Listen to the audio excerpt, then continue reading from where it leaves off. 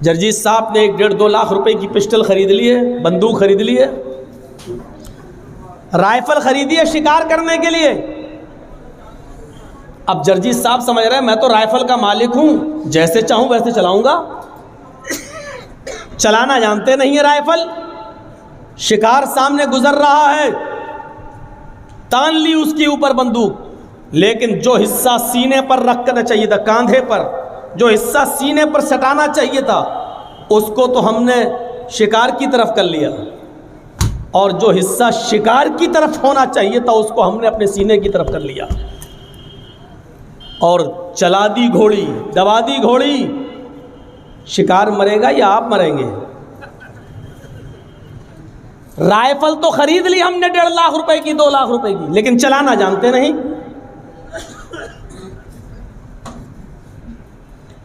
आया शिकार, इसको शिकार करेंगे तो शिकार की तरफ जो सुराख होता है जहां से गोली निकलती, वो हिस्सा तो हमने सीने की तरफ कर लिया, और जो हिस्सा सीने पे रखना चाहिए था उसको शिकार की तरफ, और दबा दी घोड़ी। पता चला कि जर्जीत साहब का जनाजा हो रहा है। साहब ये गलत कैसे चल, मेरी बंदूक, मेरी राइफल मुझे क्यों धोखा दे गई? ये आपकी जिंदगी है, आपको मिली है, लेकिन इस जिंदगी को चलाने का नियम उसने दिया है जिसने ये जिंदगी दी है। उसने एक किताब दी है कि इस जिंदगी को तुम्हें कैसे गुजारना है, कैसे चलाना है। तो जिंदगी देने वाले ने जिंदगी चलाने के उसूल बताए हैं और ज़ाब्ते बताए हैं। ऐसे जिंदगी गुजारोगे तो अपनी जिंदगी को कामयाब बनाओगे, और अगर तुमने अपने तरीके से, मेरी जिंदगी अपने तरीके से चलाओगे तो जैसे गाड़ी धोखा दे देती है और राइफल धोखा दे देती है, उसी तरीके से ये जिंदगी भी धोखा दे देगी। मिसाल समझ में आ रही है ना? अब आप समझ जाइए, ये कोई नहीं कह सकता कि ये जिंदगी, ये कंपटीशन का दौर है। ये कंपटीशन का दौर है, हर आदमी एक दूसरे से आगे बढ़ने की कोशिश कर रहा है।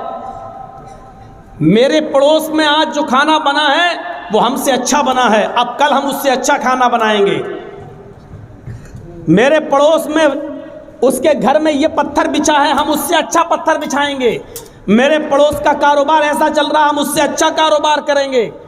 एक दूसरे से आगे बढ़ना और एक दूसरे से आगे बढ़ने की कोशिश करना, आज ये कंपटीशन का दौर है, ये चल रहा है। लेकिन ये असल हार जीत नहीं है। आज हम गरीब हैं, कल हम आपसे ज़्यादा पैसे वाले हो गए। आज आप गरीब हैं, कल हमसे ज़्यादा पैसे वाले हो गए।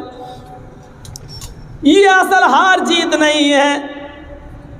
असल हार जीत ज़ालिका यौमुत तगाबुन,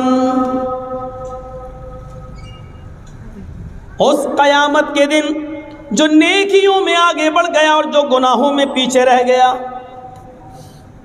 नाम आमाल तराजू में तौले जाएंगे, जिसका पल्ला झुक गया नेकियों का वो कामयाब, जिसका पल्ला उठ गया वो नेकियों का वो नाकाम। असल हार जीत का दिन वो दिन होगा, और उसी दिन को जीतने के लिए और कामयाब होने के लिए ये ज़िंदगी दी गई हमें और आपको। इस ज़िंदगी देने वाले ने हमारी ज़िंदगी को, हमें अपनी ज़िंदगी को गुजारने के लिए उसने हमें एक किताब दी कुरान की शक्ल में, और उसने एक सिखाने वाला दिया, एक मुअल्लिम दिया। कुरान को भी आप अपनी मर्जी के मुताबिक नहीं समझ सकते। इस किताब को पढ़ाने वाला, इस किताब को समझाने वाला दिया जनाब मोहम्मद रसूलुल्लाह सल्लल्लाहु अलैहि वसल्लम। और ये कुरान हमें ये बताता है कि अपनी पूरी की पूरी ज़िंदगी उसी के आइडियल और नमूने के मुताबिक गुजारना। लक़द कान लकुम फ़ी रसूलिल्लाहि उस्वतुन हसना, तुम्हारे लिए जनाब मोहम्मद रसूलुल्लाह की ज़िंदगी में एक बेहतरीन आइडियल है, एक बेहतरीन नमूना है। क़यामत के दिन हम ये नहीं देखेंगे तुमने ऊपर नियत बांधी या नीचे बांधी। हम ये नहीं देखेंगे कि तुमने तरावी 8 पढ़ी हैं या 20 पढ़ी हैं। हम ये नहीं देखेंगे कि तुमने ज़ोहर में 10 रकातें पढ़ी हैं 12, हम तो ये देखेंगे कि तुम्हारी नमाज उस तरीके के मुताबिक है या नहीं जो तरीका जनाब मोहम्मद रसूलुल्लाह सल्लल्लाहु अलैहि वसल्लम ने तुम्हें दिया है। क्योंकि हमने आइडियल और नमूना बनाया है मोहम्मद रसूलुल्लाह सल्लल्लाहु अलैहि वसल्लम की ज़िंदगी को।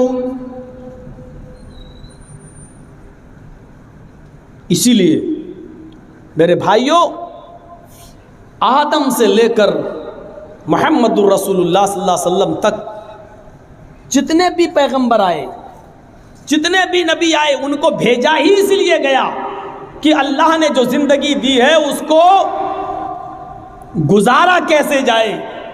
उस वक्त और उस हालात में जैसी ज़रूरत पड़ती थी उन हालात के मुताबिक अंबियाए किराम आया करते थे और अपनी कौम को ज़िंदगी गुजारने के तरीक़े बताया करते थे कि तुम्हारा मालिक, तुम्हारा परवरदिगार इस तरीक़े से ज़िंदगी तुम्हारी चाहता है, इस तरह गुजारो। घर में किस तरह गुजारो, पड़ोसियों के साथ किस तरह गुजारो, जानवरों के साथ किस तरह गुजारो, रिश्तेदारों के साथ किस तरह गुजारो, गैर मुस्लिमों के साथ किस तरह गुजारो, रात किस तरह गुजारो, दिन किस तरह गुजारो। आदम से लेकर मोहम्मद रसूलुल्लाह सल्लल्लाहु अलैहि वसल्लम तक। और इसीलिए आप उसूल देखेंगे, ज़ाब्ता देखेंगे तो एक ज़ाब्ता कहीं नहीं बदलता है। आदम से लेकर मोहम्मद रसूलुल्लाह सल्लल्लाहु अलैहि वसल्लम तक सबका मूल मंत्र एक ही था, सबका कलमा एक ही था। और दुनिया में जितनी भी कौमें, जितने भी जमातें हैं, जितने भी गिरोह हैं, हर जमात और हर गिरोह के अंदर जिंदगी को गुजारने के उसूल बताने वाले ज़रूर आए हैं। आइए कुरान क्या कहता है, कुल या अहलल किताबी तालौ इला कलिमतिन सवाइम बैनना व बैनकुम। आए मोहम्मद सल्लल्लाहु अलैहि वसल्लम, आप ऐलान कर दीजिए, अनाउंसमेंट कर दीजिए, बता दीजिए दुनिया वालों को, लोगों को, यहूद व नसारा को, अहले किताब को बाखबर कर दीजिए और उनको मुतला कर दीजिए कि आओ आए अहले किताब, आए किताब वालों, आए तौरात वालों, ज़बूर वालों, इंजील वालों, आए यहूद व नसारा, तालौ इला कलिमतिन सवाइम बैनना व बैनकुम। आओ एक ऐसे कलमे की तरफ, आओ एक ऐसे मूल मंत्र की तरफ, आओ एक ऐसे कलमे की तरफ जो हमारे और तुम्हारे दरमियान बराबर है। आदम से लेकर मोहम्मद रसूलुल्लाह तक सबका कलमा एक, सबका मूल मंत्र एक। नूह अलैहिस्सलाम जब इस दुनिया में आए तो कलमा पढ़ा जाता था, ला इलाहा इल्लल्लाह नूह रसूलुल्लाह। मूसा इस दुनिया में आए तो कलमा पढ़ा जाता था, ला इलाहा इल्लल्लाह मूसा रसूलुल्लाह। ईसा जब इस दुनिया में आए तो कलमा पढ़ा जाता था, ला इलाहा इल्लल्लाह ईसा रसूलुल्लाह। मुहम्मद रसूलुल्लाह जब इस दुनिया में आए तो कलमा पढ़ा जाता था, ला इलाहा इल्लल्लाह मुहम्मद रसूलुल्लाह। कलमे का दूसरा जुज़ तो बदलता गया, लेकिन पहले जुज़ में कभी तब्दीली नहीं हुई है। ये मूल मंत्र है पहला ज़िंदगी गुजारने के उसूल, कि सबसे पहले उस रब को अपना रब मानो और इबादत के लायक उसके अलावा कोई नहीं है। इसलिए कि माँ के पेट से लेकर इंतकाल तक अगर किसी ने तुम्हारा ख्याल किया है तो वो ज़ात है सिर्फ अल्लाह की। इसलिए इबादत भी होगी तो सिर्फ अल्लाह की, परिस्तिश भी होगी तो सिर्फ अल्लाह की, पेशानी झुकाई जाएगी तो सिर्फ एक अल्लाह के सामने। सबका मूल मंत्र एक ही रहा। हर आने वाले नबी ने आखिरी नबी के बारे में भी बता दिया। और अल्लाह कहता, वलक़द बअसना फी कुल्लि उम्मतिन रसूलन, हमने हर उम्मत के अंदर, हर कौम के अंदर एक रसूल भेजा है, एक सचेत करने वाला भेजा है, एक डराने वाला भेजा है। हर कौम के अंदर, हर उम्मत के अंदर एक रसूल आया। वलिकुल्लि कौमिन हाद, हमने हर कौम के अंदर एक डराने वाला भेजा है, जिंदगी के उसूल बताने वाला भेजा है वो तुम्हें बताएगा कैसे उठो, कैसे चलो, कैसे शादी करो, कैसे खाओ, कैसे पियो, क्या खाओ, क्या पियो, कैसे सो। ये सारी चीज़ें तुम अपनी मर्जी के मुताबिक नहीं कर सकते हो। जिसने ज़िंदगी दी है उस ज़िंदगी देने वाले की मर्जी के मुताबिक होंगी। और अल्लाह रब्बुल आलमीन ये सिखाने के लिए अंबिया किराम और पैगंबरों को इस दुनिया में भेजता रहा है। और उस सिलसिले की आखिरी कड़ी ख़त्म हो जाती है जनाबे मुहम्मद रसूलुल्लाह सल्लल्लाहु अलैहि वसल्लम के ऊपर। ऐसे करो, ये बताएंगे, इनके मुताबिक ज़िंदगी गुजारो, क्योंकि इनको मैंने भेजा है ज़िंदगी के उसूल बताने के लिए, ज़िंदगी के ज़ाब्ते बताने के लिए। इसलिए आप देख जाइए, हिंदू धर्म के अंदर 18 पुराण हैं, 18 पुराण। उनमें 3 पुराण बड़े मशहूर हैं, श्रीमद् भागवत महान पुराण, कल्कि पुराण और भविष्य पुराण। कल्कि पुराण और भागवत पुराण के मुताबिक इस विश्व में, इस दुनिया में 64,000 नबी आए हैं। कितने? 64,000, 64,000 नबी आए हैं। और हमारे यहाँ बहुत से उलमा से सुना होगा, मौलवियों से, कहते कम उबेश 1,24,000।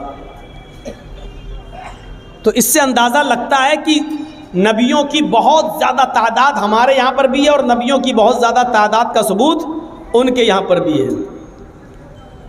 लेकिन मेन चीज़ ये है कि 24 जो नबी आए हैं, 24 वेदों में, पुराणों में, वो बड़े नबी बताए गए हैं। और वही 24 नबी कुरान में भी आए हैं।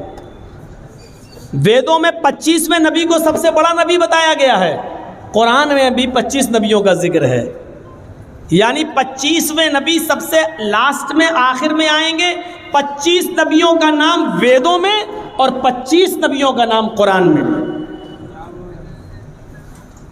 लेकिन लास्ट में और अंत में जो आएंगे उनका नाम वेदों में क्या आता है और हमारे यहाँ उसका नाम क्या आता है, ये चीज़ देखने के लायक है।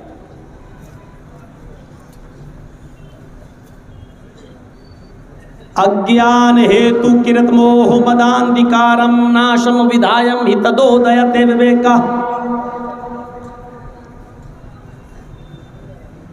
25वां जो ऋषि, जो पैगंबर अंत में आएगा, लास्ट में, उसका नाम मोहम्मद होगा। मोह मदान्धिकारम नाशम, मोहम्मद होगा। अंधिकारम नाशम, उसके आने के बाद अंधेरा मिट जाएगा, अंधेरा खत्म हो जाएगा। पहला नाम क्या बताया गया? अंधिकारम मोहम्मद, मोहम्मदान्धिकारम नाशम, मोहम्मद। दूसरा नाम विदाहमिद पुरुष्य महानिमादित्वरुण तपस प्रस्तात्, सिखाने वाला, दुनिया को इल्म बताने वाला, विद, बहुत बड़ा विद्वान, जिसका नाम अहमद होगा। वेदाहामिद पुरुष्य महानिमादित, इंसानी शक्ल में, इंसान बनकर इंसानी शक्ल में दुनिया में आएगा। पुरुष, इंसान, आखिरी नबी, उसका नाम अहमद होगा। महान इंसान होगा, महान पुरुष होगा। पुरुष महानिमादित्य वरुण तपस, महान पुरुष बनकर इस दुनिया में आएगा। जब वो इस दुनिया में आ जाए तो उसी की कुटिया में चले जाना, उसका नाम अहमद होगा। दूसरा नाम क्या बताया गया? अहमद। पहला नाम मोहम्मद, दूसरा नाम वेदों में क्या बताया गया? अहमद। तीसरा नाम तथस्तु शंभल गिरामे, सो तो स्वाजीव जाता है। वो शंभल गिराम में आएगा, यानी मक्के में। सो तो सवा जीव जाते हैं, ऊंची जगह पर खड़े होकर लोगों को भाषण देगा, लोगों को सुनाएगा, अच्छी बातें बताएगा। यानी मिंबर पर खड़े होकर लोगों को खुतबा देगा। ऊंची जगह पर खड़े होने का मतलब मिंबर, मिंबर पर खड़े होकर लोगों को खुतबा देगा, अच्छी बातें सुनाएगा। मंगलाचार्य बहुला पापिता विपज्जता, उसके आने के बाद नेकियों के काम होना शुरू हो जाएंगे और वो पाप ताप को मिटा देगा। पापिता विपज्जता, वो गुनाहों का मिटाने वाला होगा। तीसरा नाम गुनाहों का मिटाने वाला। अल्लाह के नबी ने अपने जो नाम बताए, मुस्लिम शरीफ की हदीस पढ़िए, अल्लाह के नबी कहते हैं इन्नली अस्मान, मेरे चंद नाम है। अना मुहम्मदुन, मेरा एक नाम मोहम्मद है। वाना अहमदु, और मेरा एक नाम अहमद है। मेरा एक नाम मोहम्मद है, मेरा एक नाम अहमद है। वो अनल माही, और मेरा एक नाम माही, मिटाने वाला। यमहुल्लाहु बिल कुफ्र, अल्लाह मेरे ज़रिए कुफ्र को मिटाएगा। मेरा एक नाम कुफ्र को मिटाने वाला, गुनाहों को मिटाने वाला भी है। वेदों में जो नाम बताए गए हैं वो नाम हदीस में भी अल्लाह के नबी बता रहे हैं कि मेरे ये नाम हैं, मेरे ये नाम है। अब आप देखिए, कलमा सबका एक। अभी तो मैंने मूसा ईसा का नूह का कलमा बताया, अथर्ववेद का 20वां कांड पढ़ेंगे तो हिंदू भाइयों का भी यही कलमा है। ला इलाहा हरण पापन इल्लल्लाह परम पिदम, त्वं जो चाहिन स्वर्ग तो जपे नाम मुहम्मदम। पंडित मरने से पहले अपने बेटे से कहता है, हाय मेरे बेटे, हाय मेरे पुत्र, अन कहीं पढ़ लेना। मरने से पहले ये वर्ड पढ़ लेना, ला इलाहा हरण पापन। जब तू ला इलाहा पढ़ लेगा तो तेरे पाप हरण हो जाएंगे। ला इलाहा हरण पापन इल्लल्लाह परम पिदम, ला इलाहा इल्लल्लाह पढ़ लेना, तेरे सारे पाप मिट जाएंगे, तेरे सारे पाप खत्म हो जाएंगे। अल्लाह के नबी ने क्या फरमाया, इन्नल इस्लाम यहदिमु मा कान क़ब्ला, इस्लाम ले आओ। कलमा पढ़कर जब कोई गैर मुस्लिम इस्लाम लाता है तो क्या कहा अल्लाह के नबी ने, जब तुम कलमा पढ़ोगे इस्लाम लाओगे तो इस्लाम लाने से पहले तुमने जितने भी गुनाह किए हैं वो सारे के सारे गुनाह तुम्हारे माफ़ कर दिए जाएंगे। शर्त यह है कि सिद्क़ दिल से इस्लाम कबूल कर लो। इन्नल इस्लाम यहदिमु मा कान क़ब्ला। यहाँ नज़र डालिए आप और देखते जाइए, हिंदू धर्म का भी यही कलमा है, ला इलाहा हरण पापन इल्लल्लाह परम पिदम।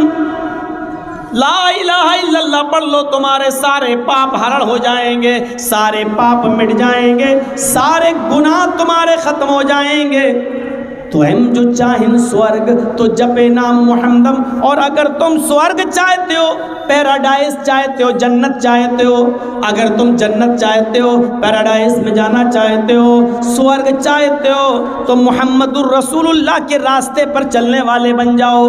तो जपे नाम मुहम्मदम, मुहम्मदुर रसूलुल्लाह सल्लल्लाहु अलैहि वसल्लम के हुक्मों पर चलने वाले, आपके इताअत फरमा बरदारी करने वाले बन जाओ। मोहम्मद साहब की बात मानकर उस पर अमल करने वाले बन जाओ। ये हिंदू भाइयों का भी कलमा है। और वो तो आपने 50 बार सुना होगा, एकम ब्रह्मादित्य नास्ते निनास्ते किंचन। इसको मैं बोल नहीं रहा हूँ क्योंकि 50 बार आप सुन चुके होंगे। एक ही ब्रह्मा है, इस ब्रह्मांड का रचयिता और रचनाकार एक ही है, दूसरा नहीं है, बिल्कुल नहीं है ही नहीं, कतई नहीं। ये सारी चीज़ हमें बतला रही हैं कि ज़िंदगी जिसने दी है वो हमसे क्या चाहता है, ज़िंदगी को किसके उसूलों पर हमें चलाना चाहिए। अगर हम ज़िंदगी अपने मनमाने तरीक़े से चला रहे हैं, अभी मैं कल कलियाचक में सुल्तानगंज में प्रोग्राम था, वहाँ लोगों ने बताया मुझे और वहाँ तकरीर हुई, कहा मौलवी साहब यहाँ लोग IPL पर सट्टा बहुत लगाते हैं। यहाँ होता है नहीं होता मैं नहीं जानता हूँ, ये हमारी ज़िंदगी का हाल है। ये मुसलमान है जो अपने मनमानी तरीके से ज़िंदगी गुजारेगा। अभी IPL का मैच होगा, एक एक बॉल पर पैसा लगेगा, एक एक ओवर पर पैसा लगेगा, एक एक टीम पर पैसा लगेगा। एक दिन में या तो अमीर हो रहे हैं या एक दिन में पूरी तरीके से फटीचर हो रहे हैं। क्या इसी तरीके से जिंदगी गुजारने के उसूल बताए थे? आपके इलाके में तो खैर हमें नज़र नहीं आया, आप हमसे ज़्यादा जानते होंगे, लेकिन कलियाचक चौरंगी पर चले जाइए, चौराहे पर, तो आपको मुसलमान लोग जो रात में हमारी तकरीरें सुनते हैं, दिन में आप उन्हीं को देखोगे वो लॉटरी के टिकट बेचते हुए उसी चौराहे पर आपको मिलेंगे। ये जिंदगी हम किसके उसूलों पर हम चला रहे हैं? सूद और ब्याज के कारोबारी हमें कहां नहीं मिलेंगे? ये क्या है? ये एक गरीब आदमी हमारे पास आता है, साहब कुछ मेहनत करना चाहते हैं, हमारे पास पैसा नहीं है, हमारी कुछ मदद कर दो। आपने कहा 5% ब्याज पर, ठीक है मैं तुम्हें 1000 रुपया दे रहा हूं, 1 महीने पर हम 5% ब्याज लेंगे, यानी जब आप वापस करोगे तो हमको 1050 रुपये 1 महीने में वापस करोगे,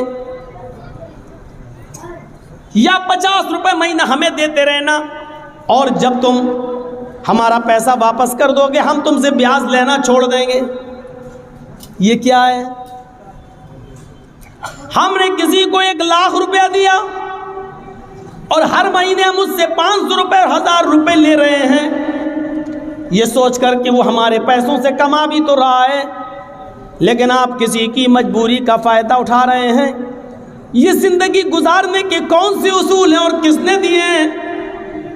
हमारे पैगंबर इमाम कायनात तो ये फरमाते हैं, सुनिए, कि दिरहम और रिबा याकुलुहुर रजुल व हुवा यालम, सूद और ब्याज का 1 दिरहम, आप तो हज़ारों रुपए वसूल कर रहे हैं, 1 रुपया 1 दिरहम भी अगर आपने लिया और उसको खाया, याकुलुहुर रजुल व हुवा यालम, वो जानता है कि ये सूद है, वो जानता है कि ये ब्याज है, वो जानता है कि हमने किसी को 1 लाख रुपया दिया है और उसने हमको ये 500 रुपये या 1000 रुपये सूद का दिया है, उसमें 1 रुपया भी अगर आपने जानबूझकर खाया और जानते हैं कि ये सूद का है, तो जानते हो ये कितना बड़ा जुर्म है।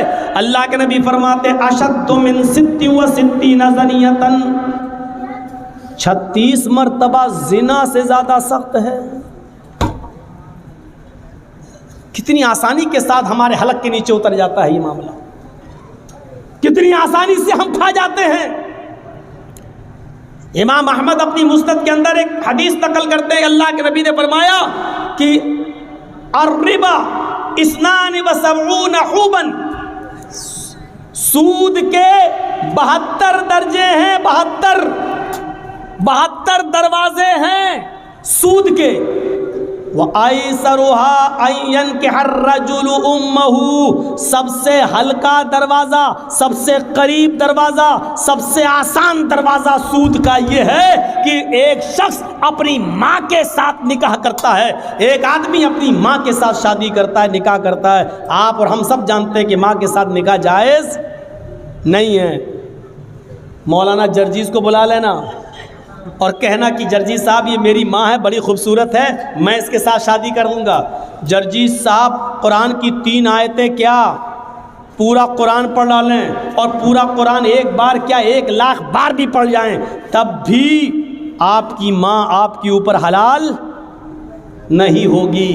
जिस तरह कुरान की आयतें और सारा का सारा कुरान पढ़ने के बावजूद आपकी माँ आपके ऊपर हलाल नहीं हो सकती है, उसी तरीके से सूद को चाहे बिस्मिल्लाह कहकर खाओ या पूरा कुरान पढ़ के आप सूद का रुपया खाएं, वो भी हलाल नहीं हो सकता है। सबसे हल्का और आसान दरवाज़ा बताया है कि एक शख्स अपनी माँ के साथ जिना करता है।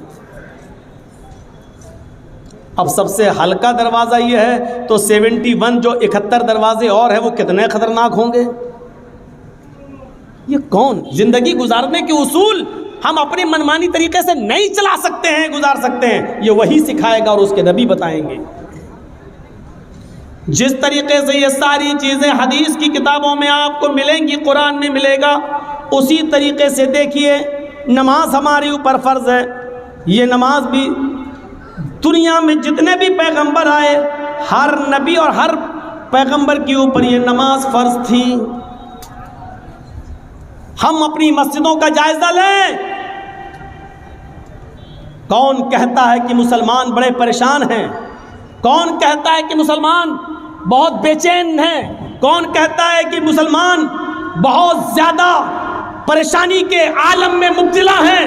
नहीं, फजर की आजान हमें बतलाती है कि ये मुसलमान कितने सुकून के साथ सो रहा है। फजर की आजान के बाद मस्जिदें हमारी बताती हैं कि इस मुसलमान को कितनी आसानी के साथ नींद आ रही है।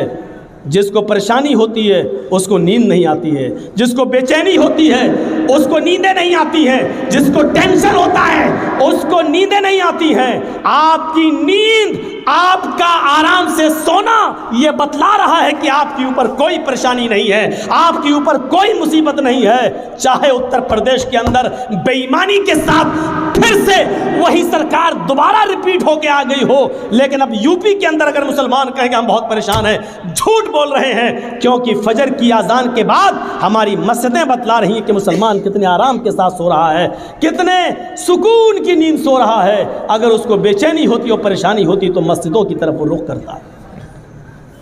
कुरान तो ये कहता है, या अय्युहल्लज़ीना आमनुस्तईनु बिस्सब्रि वस्सलाह, ईमानो वालो जब तुम्हारे ऊपर कोई मुसीबत आए तो सब्र और नमाज के ज़रिए तुम अल्लाह से मदद मांगो, सब्र और नमाज के ज़रिए तुम अल्लाह से मदद तलब करो।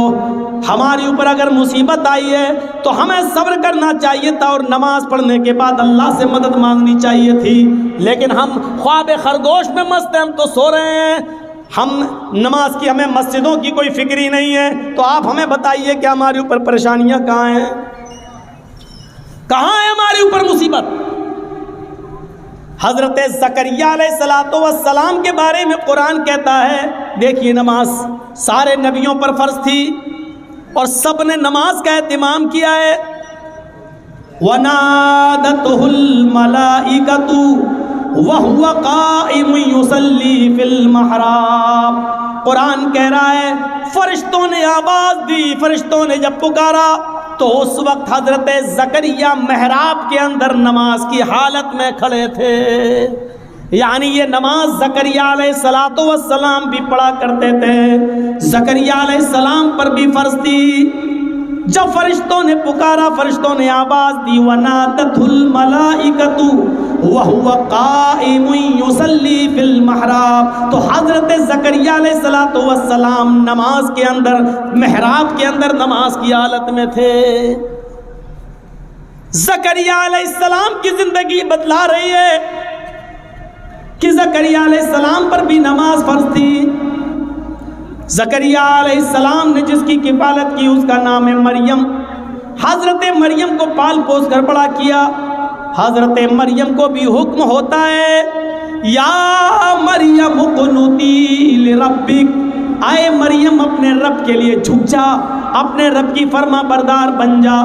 वसजुदी वरकई मार्राकीन, आए मरियम अल्लाह के लिए सजदा कर, अल्लाह के सामने सर झुका और उसी को रुकू कर। आए मरियम अल्लाह के अलावा किसी और के लिए सजदा जायज़ नहीं। आए मरियम रुकू करने वालों के साथ रुकू कर, सजदा कर और रुकू करने वालों के साथ रुकू कर। वसजुदी वरकई मार्राकीन, सजदा कर और रुकू करने वालों के साथ रुकू कर। ये हजरत मरियम जो एक औरत है और ऐसी पाक दामन औरत है कि जिनको अल्लाह रब्बुल आलमीन ने उनके निकाह शादी से पहले उनको बेटा अता फरमाया। हजरत ईसा उनके बतन से पैदा किया, उनको किसी मर्द ने छुआ भी नहीं था, लेकिन उस औरत को भी अल्लाह रब्बुल आलमीन हुक्म दे रहा है, आए मरियम अपने रब की फरमा बरदारी कर, उसकी इताअत कर, वसजुदी और सजदा कर, वरकई मार्राकीन और रुकू करने वालों के साथ रुकू कर। हजरत मूसा अलैहिस्सलातु वस्सलाम को कहा जा रहा है, आए मूसा सुनो, इन्ननी अनल्लाह, मैं ही अल्लाह हूं, ला इलाहा इल्ला अना, मेरे अलावा कोई माबूद नहीं। मूसा को अल्लाह रब्बुल आलमीन क्या कह रहा है? मूसा सुनो, मैं ही अल्लाह हूं, ला इलाहा इल्ला अना, मेरे अलावा कोई माबूद नहीं। फ़अब्दुनी व अक़िमिस्सलाता लिज़िक्री, आए मूसा बस मेरी ही इबादत करो। फ़अब्दुनी, मेरी ही इबादत करो। व अक़िमिस्सलाता लिज़िक्री, और मेरे याद के लिए नमाज कायम करो। ये मूसा अलैहिस्सलाम को हुक्म दिया जा रहा है। अभी हम कुरान से सबूत दे रहे हैं और उसके बाद में हिंदू धर्म के ऊपर आएंगे कि देखिए कृष्ण जी भी नमाज पढ़ने का हुक्म दे रहे हैं।